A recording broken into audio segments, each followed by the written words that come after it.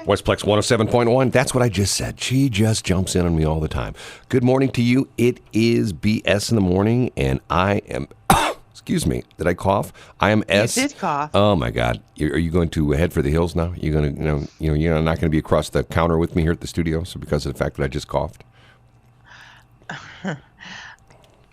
We're fine. Oh, listen to you. Listen to you.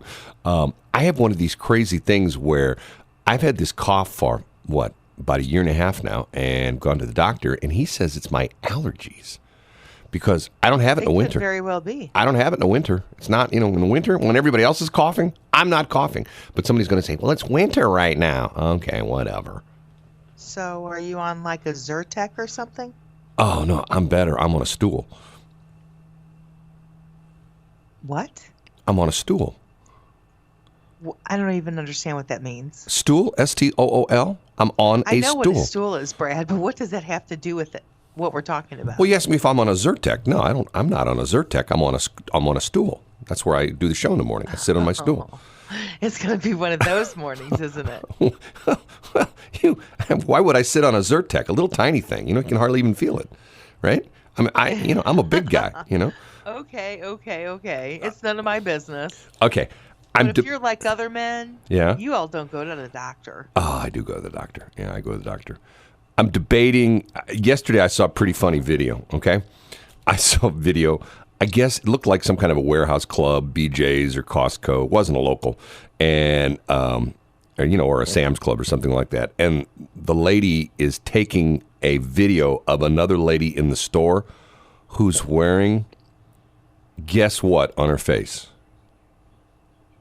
What? A scuba diving mask. Does she have the flippers too? No, she just had the scuba. Was she in the neoprene bodysuit? Well, she didn't have the air tanks. She just had like she had one of the face masks that you'd wear like with the scuba tanks. Like one of the big, some of them are small, but there's some of them that are like big. Yeah. And it had like the tube coming out the side where you tap into your air tank. But, oxygen. Yeah, but there was nothing there. And it's like, okay. So I'm still debating. Matter of fact, I have it sitting right here because of the fact I kidded about it on the air a couple weeks ago. I still have my, hello, can you hear me, Shelley? I have my my 3M expensive respirator with the dual, what are they called? The dual nose pieces or whatever. And yeah. I'm using, and what's really interesting about it is I'm using the 2097 filter cartridges, which are hot pink, just like our logo of Westplex 107.1. So you did that on purpose because you wanted to mixy match. That's right. Are your levels real low? I got you cranked up all the way, and I can barely get a level on you. You've never been able to get a level. No, but see, I haven't touched anything since yesterday. So if it's on your end, because I'm as far as I can go, I can't get any more level out of you. You're it. Well, am I not talking loud enough? No. Can you talk? Have you changed something? Have you No, I'm not talking into my Nord. I changed microphones the other day because I was not. It wasn't grounding. Okay. Right? Well, as it should. You are like there. I'm going to see if I can do anything on my end. Talk a little bit. Okay. How was your day yesterday, Brad? Fine, Shelley. It was great. I'm living the dream. Listen to you. I read a bunch. Maybe this is the problem we all have. We have too much news available to us, and we read all this stuff. And I'm thinking to myself, how glad I am I don't live in San Francisco. Why? Oh, you haven't heard about this? There's a lot of stuff I haven't heard about it. They're on total lockdown. Who is? San Francisco. What does that mean to me? You're not allowed to leave your house. Are they one of the huge locations? Well, San Francisco's a pretty big city. But the mayor. No. I mean, for the virus. I don't know. I get what people are saying, and I don't want to get accused of, well, you're not taking this seriously, like I've been accused of. Once again. Well, just by that little snide little voice you had, you aren't taking it seriously. What do you mean I'm not taking it seriously? I really think that this is overkill in a lot of things. And I think that like when you, because here's the problem. I think the toilet paper is overkill. I mean, the media put that little thing in everybody's mind, and then bloom and blam. You're not going to believe what happened last night. You found a roll of toilet paper? Well, no. Normally, if I order a pizza, I go pick it up. You know what I mean? I'm one of those guys. Oh, did you have to do curbside? No. I ordered delivery last night, but when the guy took my order, he said, and I told him what I wanted, all the stuff and the whole bit, and then he reads the price back to you. Okay, that's going to be, you know what he said to me? What? Okay, that's going to be 3 rolls of toilet paper. Was he serious? It's a joke. Get it? It's a joke. Why do you do that to me? You know how I am. He's going to charge me toilet paper instead of money because, you can get money. You can go to an ATM and get money. You can go to the bank and get money if you have money in your account. But you can't go to the store and get toilet paper. And still, I scratching my head on that one. Like, I don't quite understand that unless people are using it for masks. And, oh, my God. There's all sorts of crazy videos. If you're on TikTok, there's all sorts of crazy toilet paper videos. They show you how to properly fold toilet paper to make the most out of your roll. To properly fold it? Yes, it's like a joke, but you're supposed to, like take 2 sheets off and you're supposed to, take, how sometimes if you ever watch people like they do origami paper folding, they're doing like that with toilet paper. Now, here's the proper way to, fold your toilet paper for proper use. So in other words, the idea being is you're supposed to fold it in a certain way and you use less of the toilet paper. Which is like, okay. And it's funny. I heard on a talk station yesterday, I heard, one of the hosts say, well, I'm not worried about toilet paper because, everybody's talking about toilet paper. I just buy you go in the store and there's lots of tissues there. And then a plumber calls up, yeah, don't use those tissues. They clog up your drain, which to a certain extent is true because tissues don't, toilet paper is designed to essentially just sort of like fall apart when it gets wet and goes through your septic system or your sewer system or whatever you have. But yet and that's why they always. What about those baby wipes? They're just like. Oh, you're not supposed to put those through your toilet. Not. Even though they say they're flushable, talk to a plumber. They'll tell you nope, don't put them in your toilet. Because can you even find a plumber? Oh, yeah. You can find plumbers. I mean, they are, they're a specialty company that sometimes it's hard to get a hold of. On Friday afternoons. Anytime. Friday afternoons. I have in my little Rolodex pretty much someone that I like, know, and trust that I would refer to. Yeah. Refer out. Right.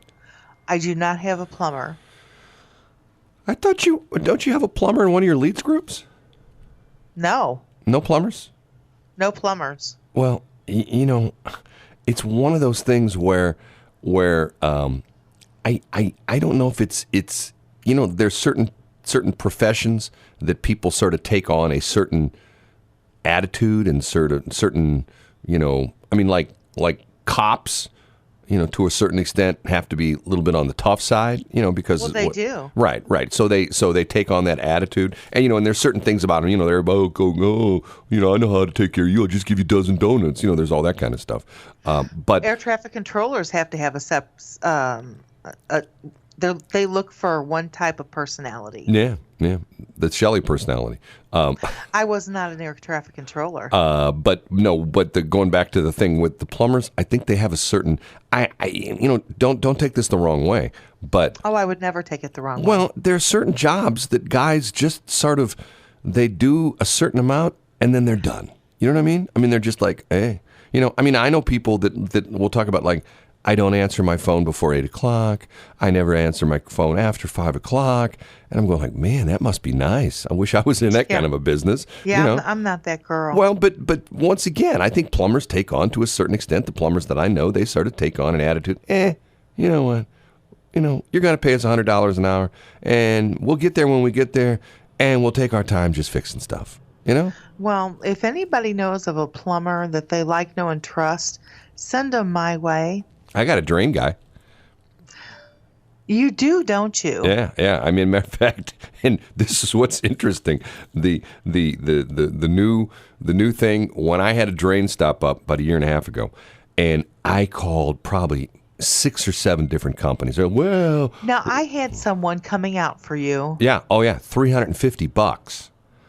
Okay, and Okay. and it was like a little bit on the expensive side. And to the point where for $350, I was debating going to Home Depot and buying the machine, which you can buy for like $450, because that way, the next time it happens, I'll just do it myself. And the first Yeah, time, you know what? And for some reason, I just kind of knew that you would do that. well, I didn't do it because I know, but someone referred to me a text number, and they go, text this guy, and somebody will show up in 2 hours and do it for $100. And I'm going like, no way.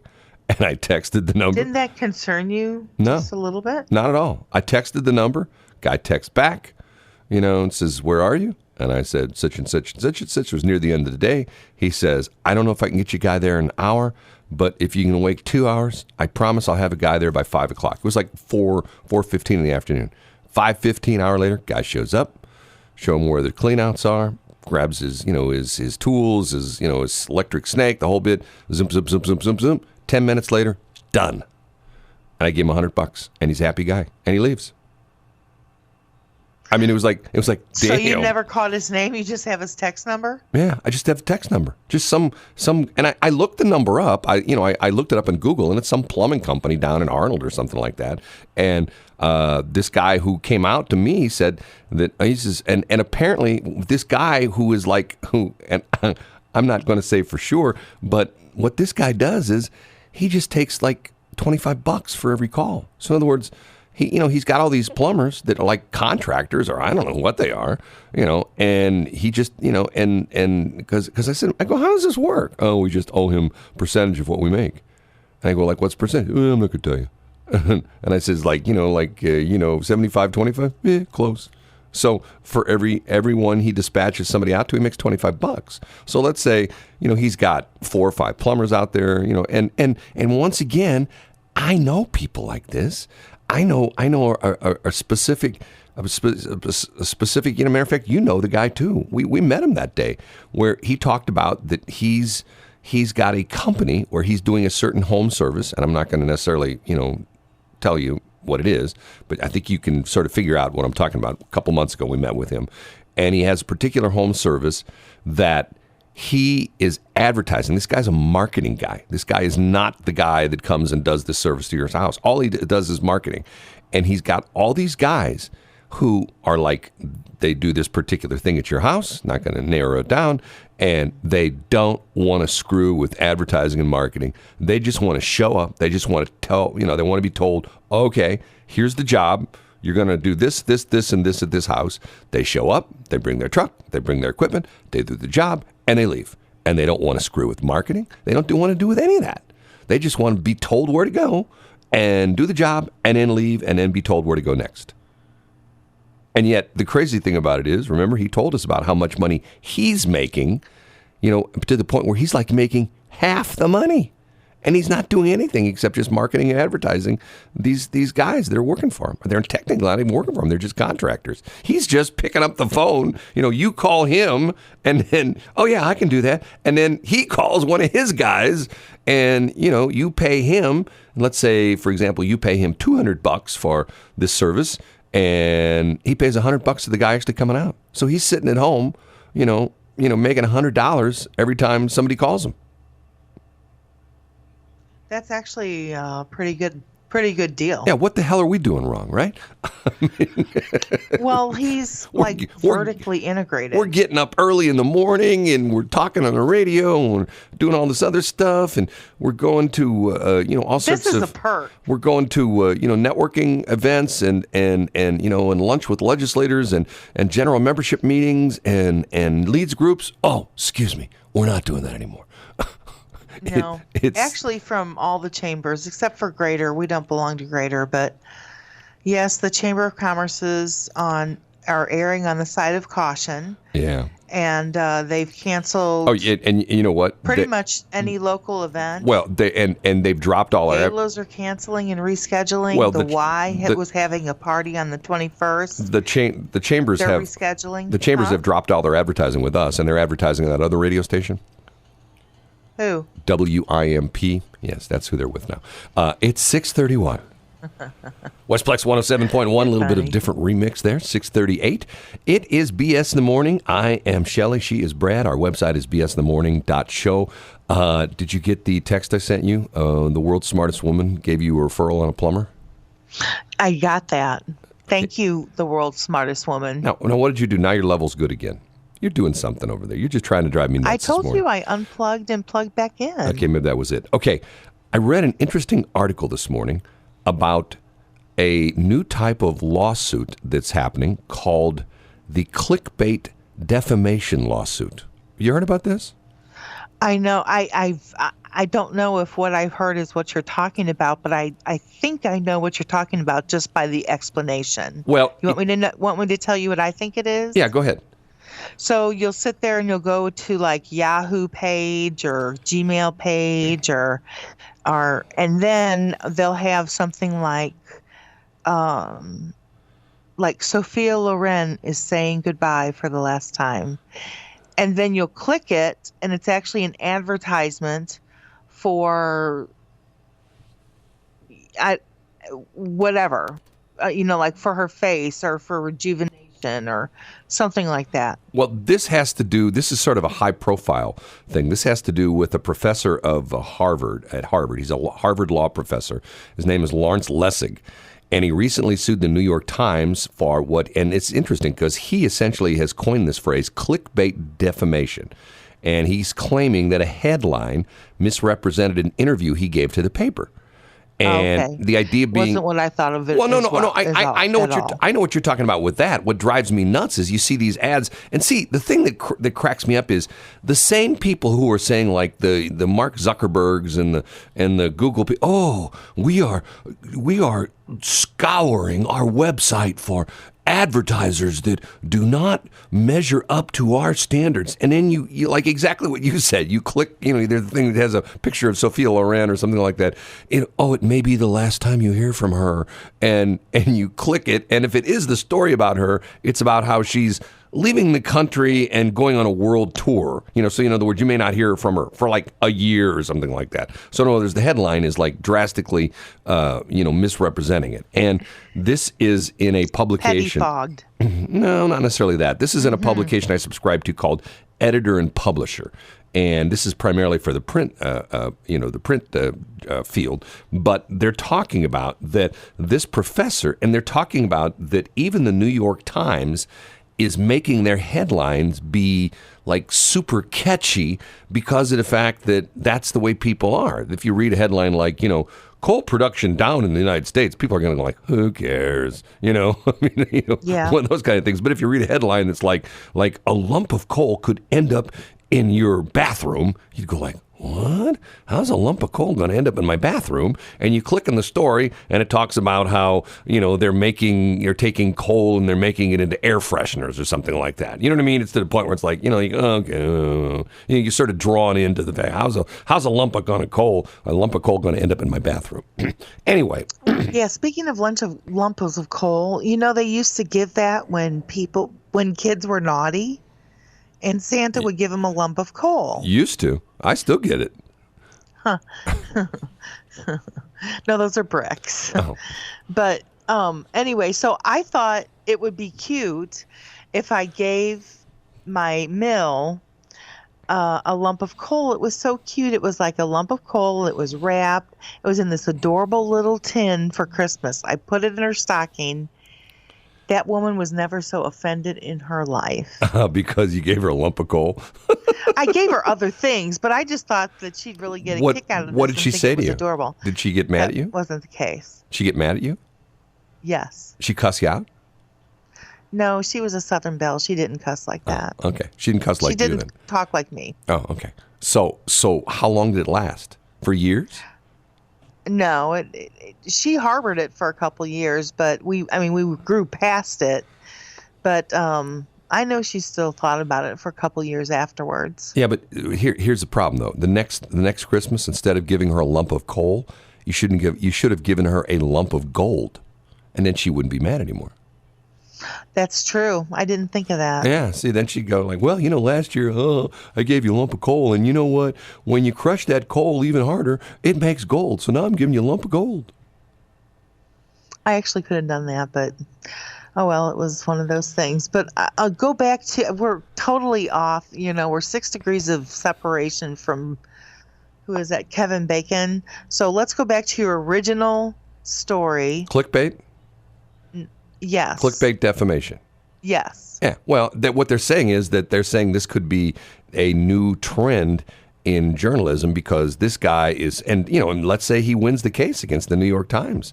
I mean, and we've all seen it, the headlines that are highly, and to the point where did it come from? It came from primarily the National Enquirer. You'd be in the grocery store. Oh, yes, because that is the voice of reason. Well, no. The idea being that was their journalistic style, that everything was sensationalized. That that you read, you were standing in line at the grocery store and you read space aliens abduct Donald Trump and infect him with the COVID-19 virus, and you go, whoa. So and then you read the story and it's like yes, in a new movie plot, that's been suggested to Hollywood. In other words, the story is essentially there, but the headline is so shall we say it's just clickbait. In that respect, it's so. In other words, what they're saying is that even the New York Times has resorted because it's all about clicks. That's what it's about. It's all about clicks. So do you think that everything that the media is saying is partially, if not all, what's the word? True, false, misrepresented? Yes. Well, my experience, and firsthand. There's a lot of embellishment going on here. You know firsthand the article that was written about me. Remember that? Yes, I do. Which was so filled with bogus stuff, it wasn't even funny. And I've had, through the years, I've been interviewed. That's because the stuff that you make public is bogus. No. There was other stuff that was totally, that never came out of my mouth.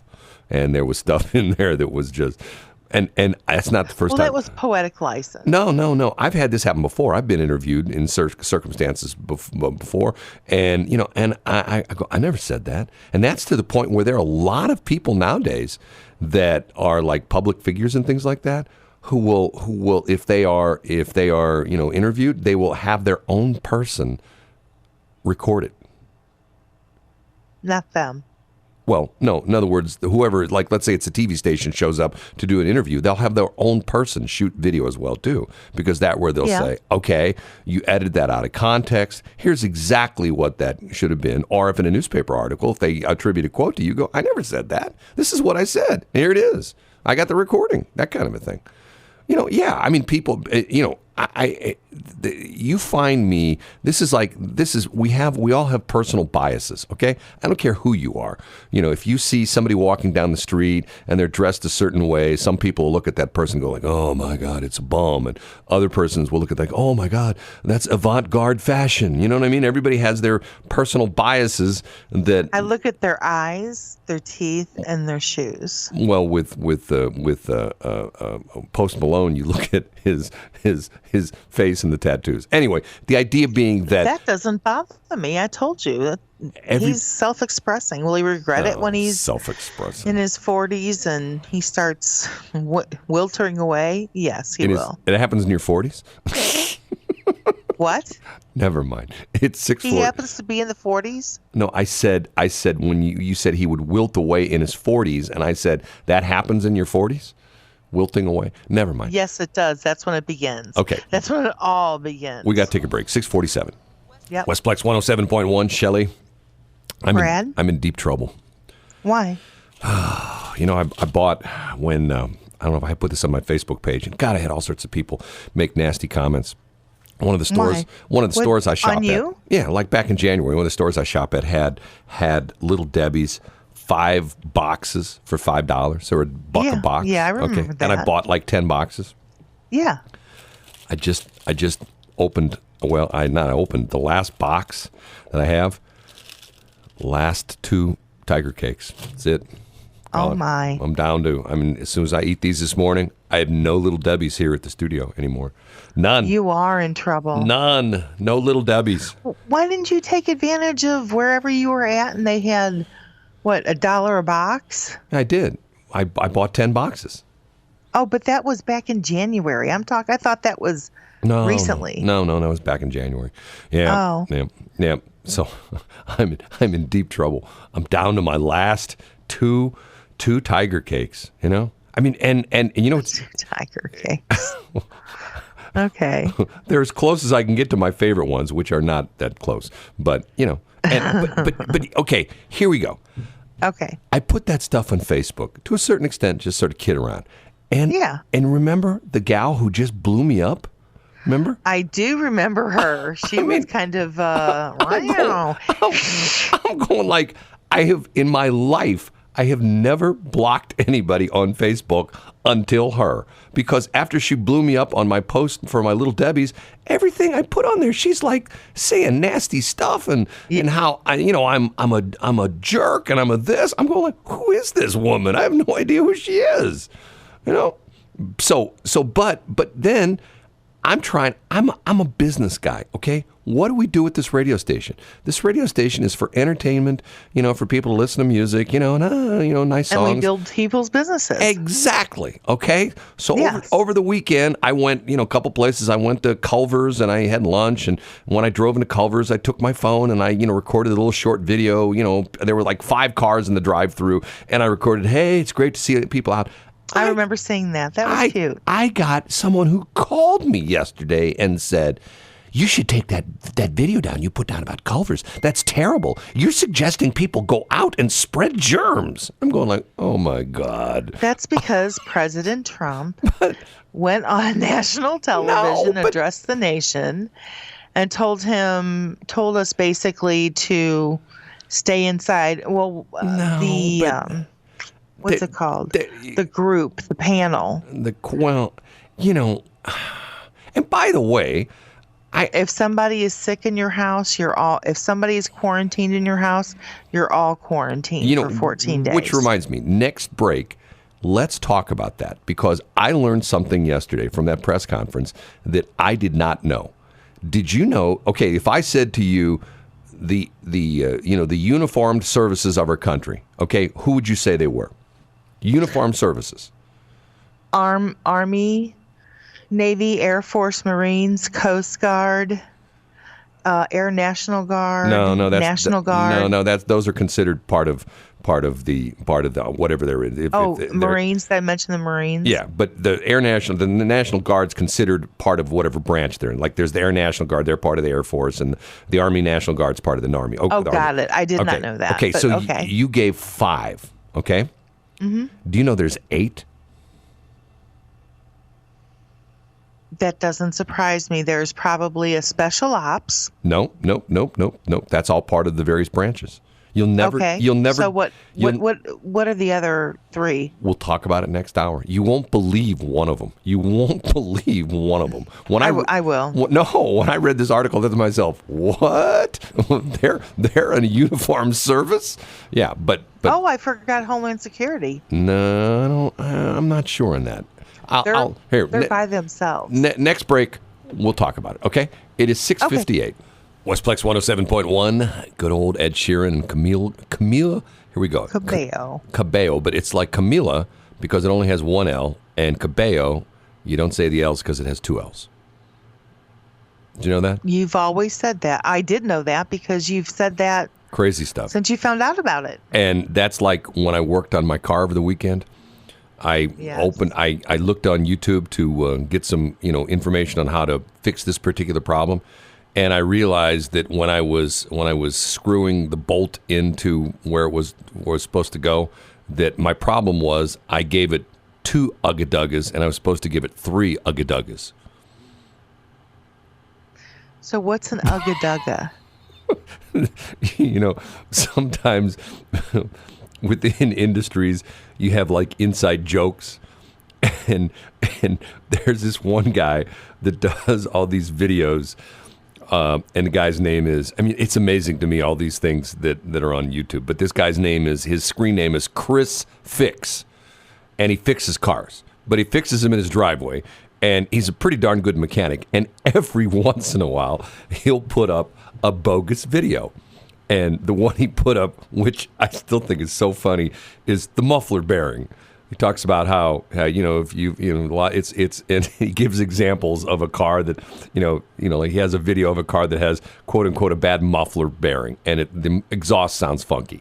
So he does this whole video on replacing a muffler bearing in your car, and there is no muffler bearing in your car. But he actually cuts open his exhaust system under his car. He does these videos, and he cuts open the exhaust system, and he pulls out this old bearing, which obviously he stuck in there beforehand, and it's got the ball bearings are like falling out of it, and you can see the thing is like destroyed. And he goes, "Oh, there's a problem, bad muffler bearing," and he puts in a new bearing, and then when he shows you how to torque down, because there's a thing called a torque wrench that when you are reassembling something, most manufacturers have a torque rating on each fastener.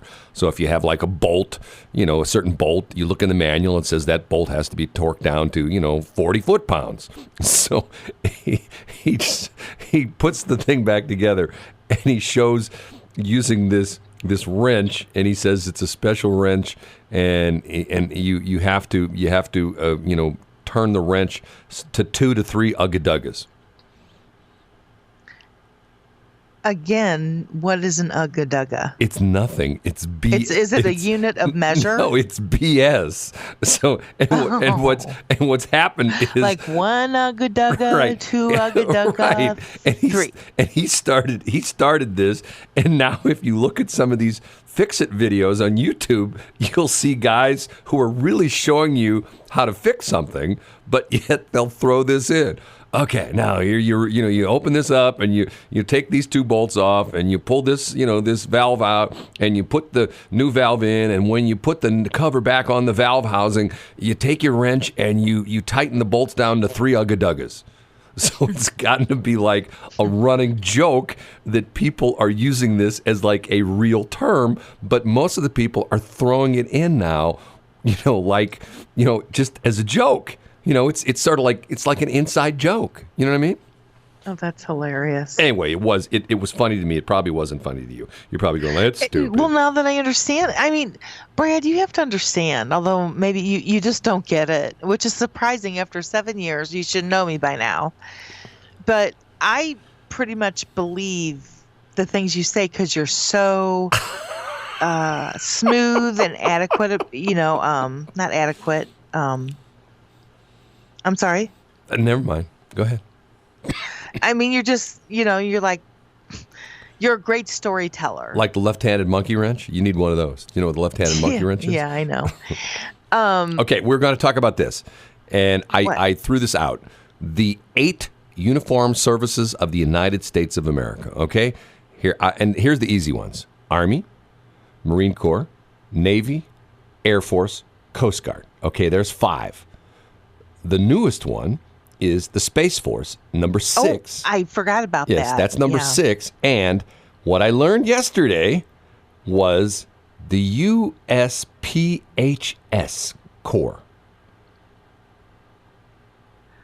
The U.S., United States, PHF. Public Health Service, which was officially chartered in 1889. There were 2 doctors on the stage yesterday with Trump when he was giving his press conference. And yes, there was, and an admiral. Okay, well, no. This was interesting, is that the admiral is not in the Navy. He's a USPHS guy. He's not in the Navy. Oh, this okay. And what's interesting is this is the United States Public Health Service, or whatever it is, and it's Commission Corps. They are actually given. There are no enlisted ranks. They're all officers, And once again, I learned this from Brian Nieves. He taught me this years ago. When you count the stars, you know how you know what the general is by the stars? No. Be my little general. A brigadier general is 1 star. A major general is 2 stars. A lieutenant general is 3 stars, and a general is a 4-star general. Okay, so the one and they weren't generals; they were called admirals because in the USPS they follow the rankings of the Navy. So they wear Navy fatigues. That's what they had on where they weren't fatigues. Yes, I was wondering about that. Yeah, well, but they're in the USPHS. And the one guy was a 4-star admiral, and then the other guy was a 3-star admiral. Now, here's the 8th one. You'll never guess this one. This is one, I read this yesterday. I thought to myself, I would have never guessed that one. You'll never guess it. You know who it is? No. NOAA Commissioned Corps, NOAA, the Weather Bureau guys. Yes. They have a commissioned corps version of NOAA, where these guys have a military rank. And why did they do that? I don't know. I read this and I thought to myself, I don't get that. What is that? And let me see if I can find it real quick, the definition of this. But it's like okay, the NOAA Maybe guys? those are the ones that are on the front lines whenever there's something that is going to happen with Mother Nature. Okay, here it is. The National Oceanic and Atmospheric Administration Commissioned Officer Corps, known informally as the NOAA Corps, is one of the 8 federal uniformed services of the United States and operates under the National Oceanic and Atmospheric Administration, a scientific agency overseen by the Department of Commerce. The NOAA Corps is made up of scientifically and technically trained officers and is the smallest of the U.S. uniformed services. It is one of only 2, the other being the United States Public Health Service Commissioned Corps, that consists only of commissioned officers with no enlisted or warrant officer ranks. And it talks about in here that they do this, that traces its origins to the establishment of the United States Coast Guard and Geodetic Service Corps in May 22nd of 1917, which the service recognizes as its official birthday. The Coast Guard and Geodetic Service Corps transitions into the United States Environmental Service Administration Commissioned Officer Corps in 1965, and then to its current inception of the NOAA Corps in 1970. And the mission is, the NOAA Corps is the smallest of the 8 uniformed services. It has over 300 commissioned officers, but no enlisted or warrant officers or personnel. The NOAA Corps today provide a cadre of professionals trained in engineering, earth sciences, oceanography, meteorology, fishing, fisheries sciences, and other related disciplines. NOAA Corps officers operate NOAA ships, fly NOAA aircraft, manage research projects, conduct diving operations, and serve in staff positions throughout NOAA, as well as positions in the United States Merchant Marine, United States Department of Defense, United States Coast Guard, NASA, and the United States Department of State. So those guys wear uniforms too. So I guess, I'm going like, I had no idea. So I used to wear a uniform. Really? So did I. Boy Scout. And I've always had a badge. I've worn a badge since the 80s. Really? Mm-hmm. Really? That had nothing to do with what you were saying, but it just came to my mind. As usual with Shelley, I'll say something and Shelley say, hey, there's a thing that happens on Tuesdays every 4th year of the month. What? Where'd that come from? Okay, no, so, but these guys who were on stage yesterday, well, not stage, but at the pressing, the briefing room in the White House, these guys are part of the USPHS. And they're doctors, but they're essentially uniformed doctors, but they don't carry guns, but yet they have the ranks and the dress of the Navy, which I'm going, okay, I don't quite get that. Just like the NOAA Corps. Why do you have to have uniformed guys who are in the Weather Bureau, right? Why do you have to wear a uniform? The Weather Bureau guys do not wear uniforms. These guys do. Yeah, those guys do, but the NOAA Corps do. It's been a long time since I've been inside Walden Springs, so but they don't wear uniforms to my knowledge. Oh, they do. You know that? Not in that Corps. Oh yeah, no. The guys in Weldon No, Springs. outside of the Corps. No, the weather guys, the weather wizards of Weldon Springs wear uniforms. I'm going to have to check that out on my own. Check to my own satisfaction. You don't believe me? No.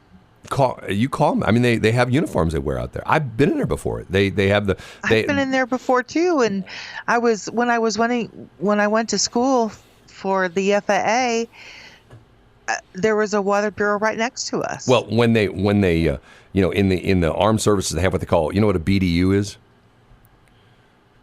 No. BDU is what they call their battle dress uniform, and yes. and out at the weather bureau, if it's like just a normal day, like the sun's out and stuff like that, they wear one set of uniforms. But if it gets really funky, the weather gets bad, like storms and things like that, they wear the BWU.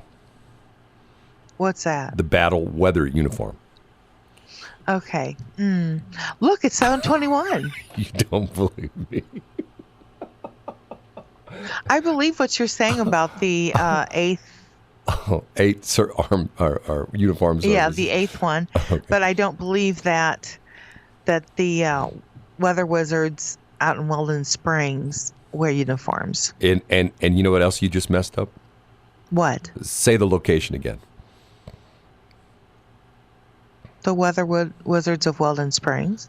Yes, you made a mistake.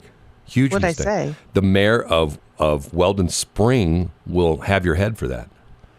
What did I say? It's singular, not plural. Okay, grammar Nazi.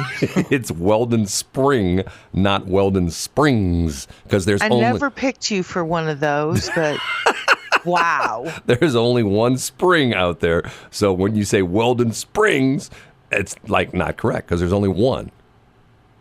Yeah, I would just say Research Park and be done with it, but no. No. And there's a Weldon Spring Heights.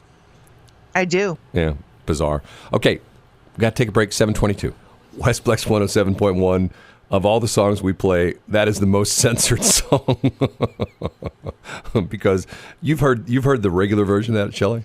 Yeah, it's Lonely AF. Yes, right. So yeah, we play the clean version of that. Yes, we do. And it's a fun song. I like it. Shelley. What? Do you smell that?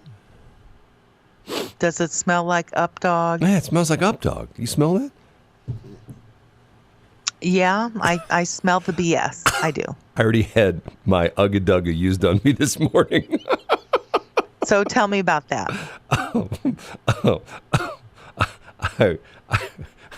I was told something needed to be fixed, and to fix it, it was going to take 2 Uga Dugas. If you don't know what we're talking about, cute. It goes back to a previous conversation of stuff. Like, for example... Of Brad messing with Shelley. Okay. Yes. Here's one for you. When you see some of the firefighters, and you see the firefighters who are out there... Do you know what they did? What? They are the sweetest thing. So they got a new refrigerator upstairs. Yeah. And the one refrigerator that was up there was still in good working order. It just had some issues. Yeah.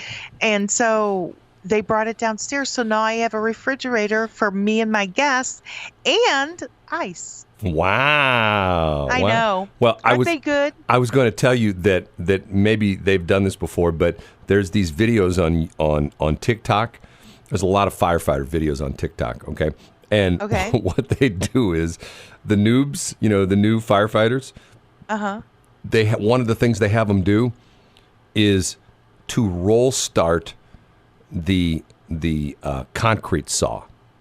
The metal saw. You know what I'm talking about? Like, you ever seen those big, they're like, it looks, they're made by like steel, the chainsaw company, and it looks sort of like, a chainsaw, but instead of having a chain and a bar on it, it has a big old abrasive wheel, and they use it to like cut into cars, like they cut out the roof of a car, stuff like that. You know what I'm talking about? I do. I've never seen one in person, but I know what you're talking about. Okay, so it has a big old, abrasive wheel on it, like a cutting wheel, like a big old monstrous saw blade, right? So they get these new guys, the firefighters, they would say, now occasionally what'll happen is the pull starter of the saw will break and you have to roll start it. So they have these guys grab the saws and turn the ignition switch on and then roll them down like the parking lot and try to start them. Is this a joke? Well, it's a joke that they use on these guys because it doesn't work that way. Like you can, like a car that has a manual transmission. So it's their hazing. Yes. Back in the day, I don't think you can do too much anymore, but back in the day, if you had a car, I had a friend of mine that had a stick shift car and he never replaced the battery. So, every time he would park somewhere, he'd always have to park going downhill a little bit. And, he would, then when he would leave, he would just turn the ignition on and he'd put it like in first or second gear and he'd push the clutch in and he'd roll the car down the hill a little bit. And when it got, maybe 5-10 miles an hour, he'd pop the clutch and the car would start. Right. So that's what they were doing with these guys. They were saying, okay, well, that's funny. Funny. You know how you push start a car. Well, this is the way. If the cord, the starting cord breaks. This is and you're in a situation where you got to use that concrete saw on a job. You just roll it down the street and it starts. So Sounds like something you would do to me. Never. I would never do that. You absolutely would. No. So ask the guys there if they've ever push started one of their saws. Or I guess you call it. I will. They actually have a new firefighter. His name is Ben. I met him yesterday. Really cool guy, and I'll ask him. Yeah, roll start your concrete saw. It's 7:29. Westplex 107.1. It's Shelley's favorite artist, Post Malone, and that song this week is number 1, depending on which survey you look at. I think it's number 2 or 3 on a couple of others, but on one of the main surveys, which we won't mention, it's numero uno. Really? Yeah, it's a good song. Well, congratulations to him. Yeah. And you know what? You know what? To celebrate that, he got a new tattoo in his face. Uh-huh. You think I'm kidding? Seriously? You think I'm kidding? Okay. Yesterday, if you watched the press conference with President Trump and the guys who were, the admirals and all the other stuff. Okay. They gave out a 1-sheet handout. Have you seen this yet? No. Front and back. It's on white paper and it's blue, black. The printing is. And this whole thing was the president's coronavirus guidelines for America, 15 days to slow the spread. And you know what the main points are? No. Listen to and follow the directions of your state and local authorities. That's number 1. If you feel sick, stay home. Do not go to work. Contact your medical provider. That's 2. 3, if your children are sick, keep them at home. Do not send them to school. Contact your medical provider. By the way, for most of the school districts, at least in St. Louis City and St. Louis County, today's the last day. Do you know that? I did not. Yeah, today's it. I knew they were going on. Well, they're going on lockdown, vacation, and it starts tomorrow. So today's last day. If someone in your I'm sorry. Okay, with number 4, if someone in your household has tested positive for the coronavirus, I'm trying to read this. It's real smart print. Keep the entire household at home. Do not go to work. Do not go to school. Contact your medical provider. That's number 4. Number 5 is if you are an older person, stay home and away from other people. And number 6, if you're a person with a serious underlying health condition that can put you at an increased risk, for example, a condition that impairs your lung or heart function or weakens your immune system, stay home and stay away from other people. That's on the front side of the sheet. On the back side of the sheet, they give you do your part to slow the spread of the coronavirus. And it talks about food hygiene and stuff like that. And they're saying that if everybody would abide by these rules. Just basically shut down their lives for 14 days? No, 15 days. But they're not saying shut it down. They're just, it's not like what's happened in San Francisco. We talked about that this morning where essentially. Yeah, they're on lockdown. Yeah, they essentially, you're not supposed to leave your house. And now think about that for a minute.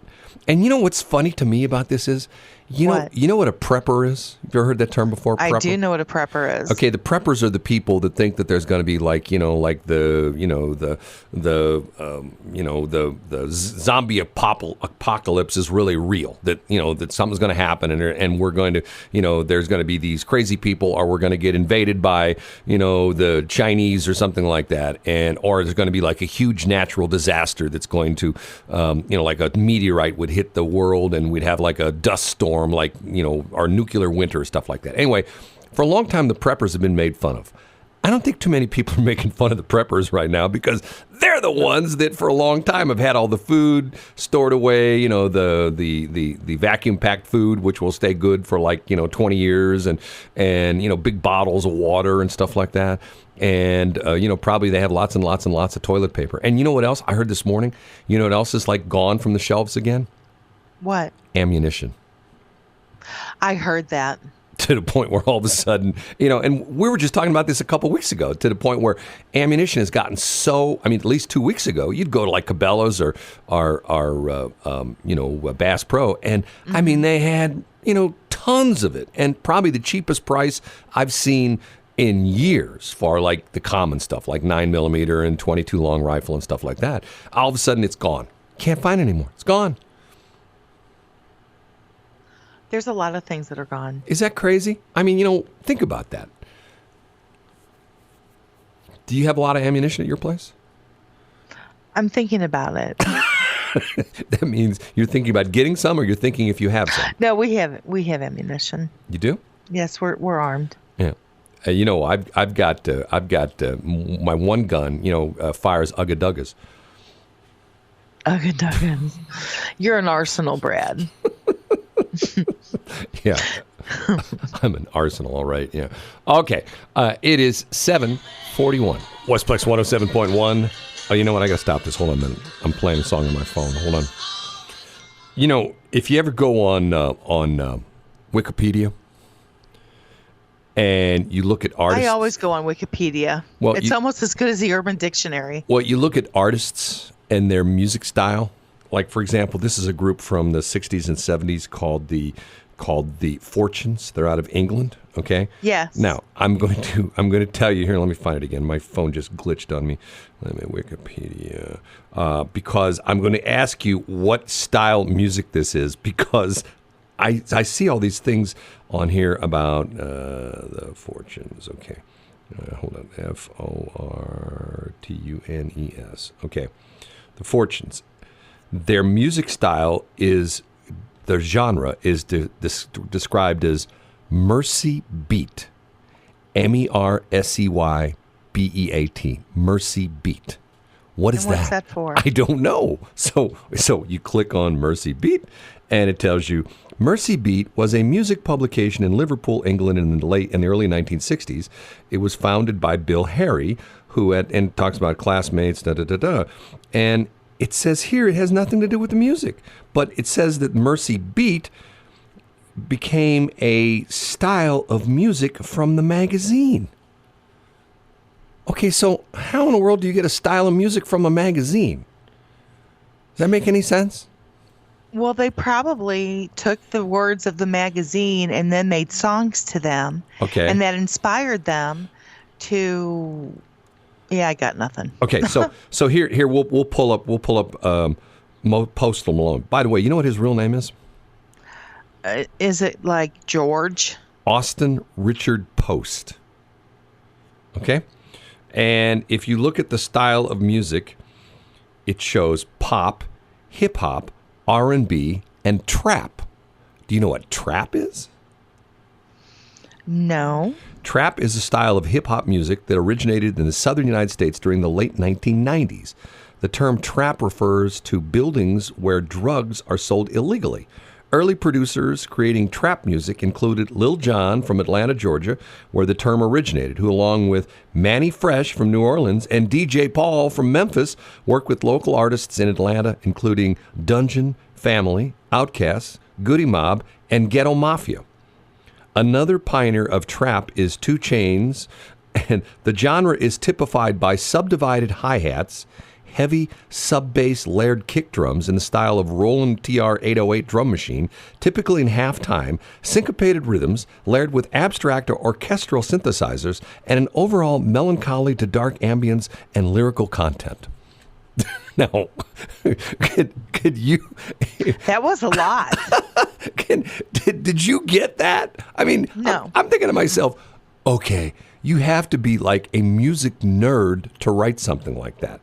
Like, typified by... There's a whole bunch of music nerds. It's a subculture. Subdivided hi-hats, heavy sub-bass layered kick drums.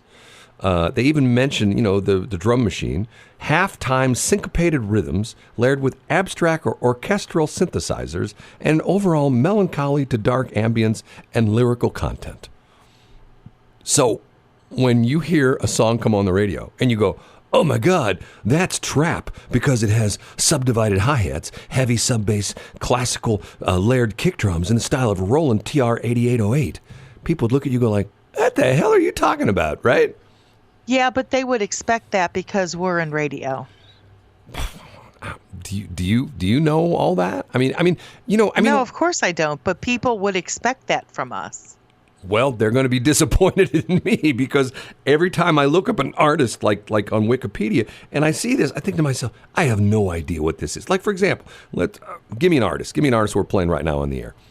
Selena Gomez. Okay, let's see. Selena, let's see what her music is. Selena Gomez. Okay, and we'll see what it describes what her music is. Okay.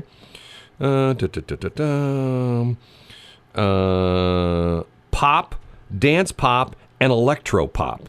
Okay, what's the difference between pop, dance pop, and electro pop? Do you have any idea whatsoever? Well, it's probably kind of, yeah, I do. Like electro is a completely different style of music than dance. Okay, but here's what's sort of funny. The definition for electro pop is a music genre combining elements of electronic and pop genres. Usually it is described as a variant of synth pop with heavy emphasis on its electronic sound. The genre has seen a revival of popularity and major influence since the early 2000s. Wiki, wiki, wiki. Okay, how about dance pop? Dance pop is a popular music subgenre that originated in the 1980s. It's generally up-tempo music intended for nightclubs with the intention of being danceable but also suitable for contemporary hit radio. Developing from a combination of dance and pop with influences of disco, post-disco, and synth pop, it's generally characterized by strong beats with easy, uncomplicated song structures, which are generally more similar to pop music more than free-form dance genre, with an emphasis on melody as well as catchy tunes. The genre, on the whole, tends to be producer-driven, despite some notable exceptions. Who writes Thank you this? for reading in your best teacher voice, Oh, no. Brad. Who writes this? I mean, I'm thinking to myself, So what is AC and what is hot AC and what is hot AC? oh, don't even go. Well, here, let one more. Here, let's go to the guy who was hot for a while, the EDM. You know what EDM is, right? Electronic dance music. Okay, I don't. so let's dance music? Yeah, David GUE. Guetta. Okay, let's see what he does. His music is... He's a DJ. Yes. Okay. Here we go. Here's his genres: EDM, house, progressive house, electro house, dance pop, big room house, and future house. What the heck are those? What is future house? And here, let's look at that. Let's look at big room house. What is big room house music? Okay, big room house music is a subgenre of electro house that gained popularity in the early 2010s after artists like KSHMR, Dimitri Vegas, and Like Mike, Hardwell, Nicky Romero, Blaster Jacks, Martin Garrix, and R3HAB began infusing it into their musical style. Have you ever heard of any of those artists? I have not. They must be on the B side. I'm going like, and what's That's not our demographic. Well, it is, because we do play David Guetta stuff.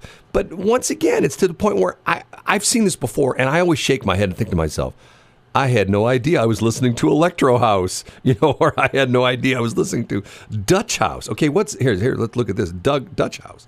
Dutch house, sometimes referred to as dirty Dutch, is a style of electro house that originated in the Netherlands and found prominence by 2009, mainly pioneered by Beto Gonzalez and DJ Chucky. Is primarily defined by complex rhythms made from Latin-influenced drum kits, a lower emphasis on bass lines, and squeaky, high-pitched lead synths. Influences on the subgenre include Detroit techno hip-hop and other urban styles of music. Holy cow. Who knew, right? Who knew? Okay, what about Sam Hunt? Well, okay. Let's see what it says about. Give me one of the whiny boys that sang. Let's see Sam Hunt. Let's see Sam Hunt. It's probably just going to say, well, no, he's probably good. There's all sorts of different genres of country now too. Let's see Sam Hunt. Okay, and his real name is Sam Lowry Hunt. Genres: country pop, and R&B. Okay, that's pretty simple with him. Yeah. Country pop, country R&B, because he has been accused of having a little bit of R&B in him. Give me one more, and we're done. One of the whiny men that sing. Give me an example. Who's whiny? I don't know. I don't know what their names are because I block them out. Whiny men. Sam Smith.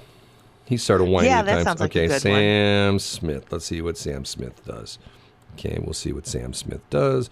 His name is Samuel Frederick Smith. That is really his name. Yeah, he's pretty interesting. I mean, pretty boring. R&B, pop, and soul. That's pretty much it. So, we're not considered pop, are we? Who knows? Who knows? I mean, it's, R&B and what? Pop and what? R&B, pop, and soul. Soul? Soul.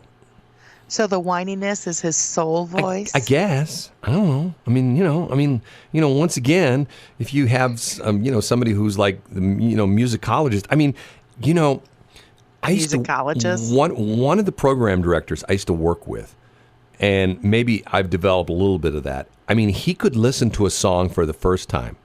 I mean, he could listen to the entire song, and he could say, nothing. Or you go, that's a hit. And 9 times out of 10, he was right. I mean, it was amazing. We'd sometimes sit in the office with him. Would you take bets on him? Oh, he was pretty good. I mean, to the point where but see, what's happened is that's gone because now it's all numbers and research and stuff like that. In the old days of the radio business, way back when in the 50s and 60s, well, in the 50s and 60s, how much money you paid the DJ to play the song, but that's a whole other story. But once you got past payola and plugola, it was you had music directors and program directors who would sit in a room and play the records and go like, hit, nah, stiff. That's what we call them, hits and stiffs. Hit, stiff, hit, stiff.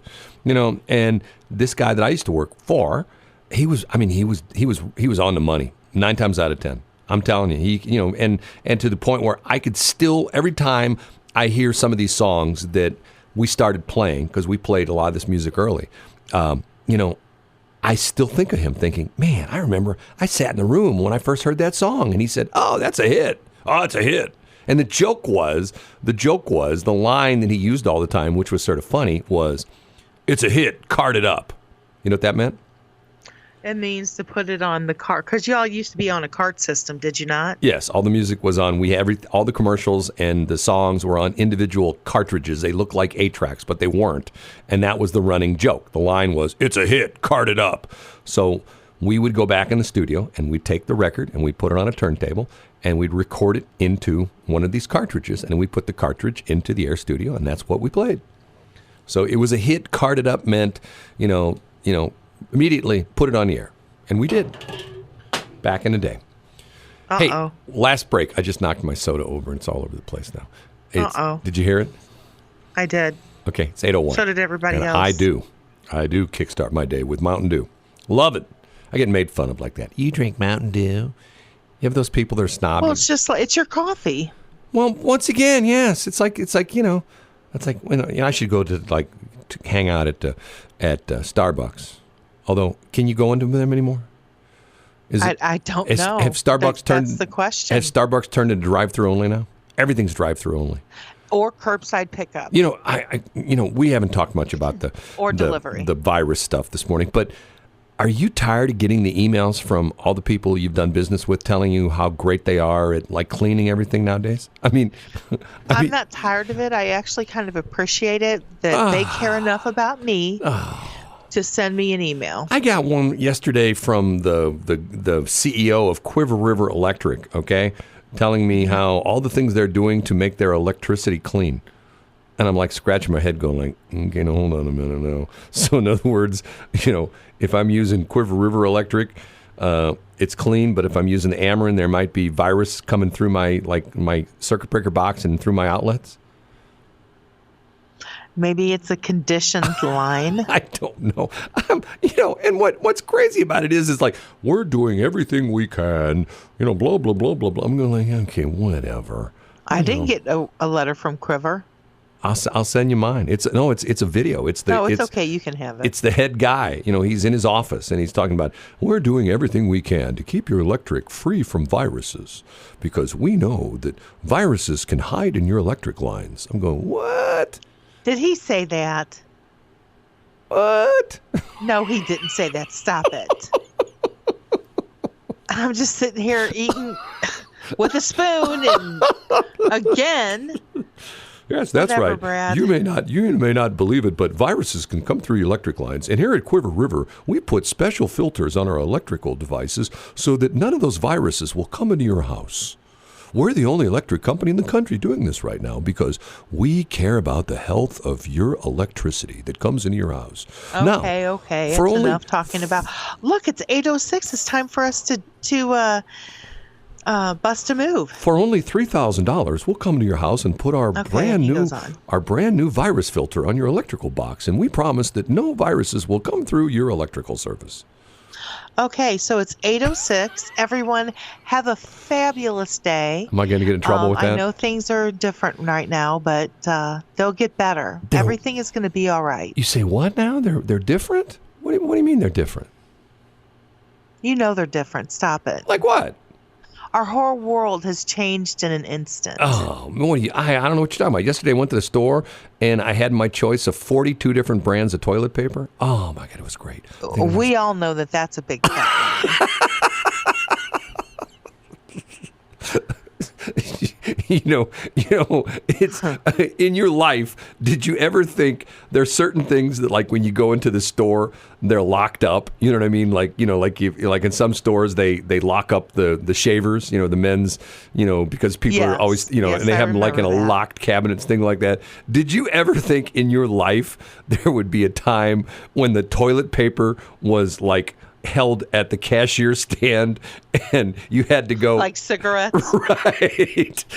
They're like behind the little counter, bitty miniature bottles of booze. Right, exactly. They're behind the counter so that the regular customers can't get at them and try to stuff them in their coat and I'm going to steal a roll of toilet paper. Did you ever in your life think that would happen? I heard that there were actually fisticuffs that were people were coming to blows over this toilet paper. Hey. You know what I did? And I'll tell you, to fight that, here's what I did. I went online and I found one of these places that does wholesale, towels, like bath towels and stuff like that. Uh-huh. And I went online and I bought a 48-pack of 12 by 12 washcloths. That's actually kind of wise. Yeah. It'd be like baby diapers. Right. And now I don't have to worry about toilet paper anymore. No, you don't. You're absolutely correct. Okay, go ahead and say it.